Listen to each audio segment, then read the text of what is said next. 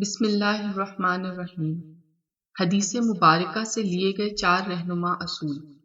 جو شخص اللہ اور آخرت کے دن پر ایمان رکھتا ہو اسے چاہیے وہ بہتر بات کہے یا خاموش رہے۔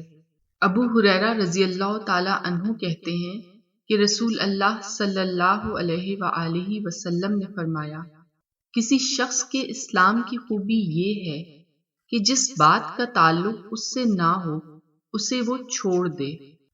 ابو ہریرہ رضی اللہ تعالی عنہ سے روایت ہے کہ ایک شخص نے نبی کریم صلی اللہ علیہ وآلہ وسلم سے عرض کیا کہ مجھے آپ کوئی نصیحت فرما دیجئے۔ نبی کریم صلی اللہ علیہ وآلہ وسلم نے فرمایا کہ غصہ نہ ہوا کر۔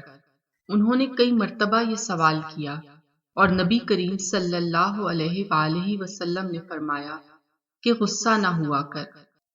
نبی کریم صلی اللہ علیہ وآلہ وسلم نے فرمایا، تم میں سے کوئی شخص ایماندار نہ ہوگا جب تک اپنے بھائی کے لیے وہ نہ چاہے جو اپنے نفس کے لیے چاہتا ہو۔